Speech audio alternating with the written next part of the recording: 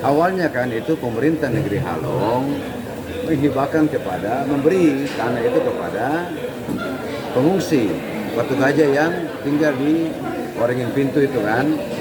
Nah, tetapi pada saat itu pemerintah Kota Ambon memberikan kompensasi kepada negeri Halong, sejumlah uang kepada pemerintah negeri Halong. Konsekuensinya apa? Tanah itu harus menjadi milik pemerintah kota dulu. Tidak bisa serta-merta menjadi pemilik dari warga para pengungsi.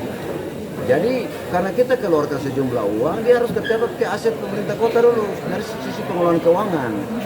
Masuk ke aset kota, nanti baru kita hibah kepada masyarakat pengungsi. Jadi bilang teman-teman tidak usah khawatir, tidak mungkin pemerintah mengusir mereka dari situ. Masa kita yang mencari lokasi untuk mereka, bangun rumah mereka, terus kita usir mereka, tidak mungkin. Itu hanya isu-isu sesat yang dibuat oleh orang yang tidak bertanggung jawab. Pemerintah kota ada untuk mereka. Dan kita pastikan bahwa nanti kita akan koordinasi dengan BPK soal mekanisme. Kalau bisa langsung kita bikin hibah masing-masing dengan lokasinya sudah ditentukan. Terima kasih sudah nonton. Jangan lupa like, subscribe, dan share ya.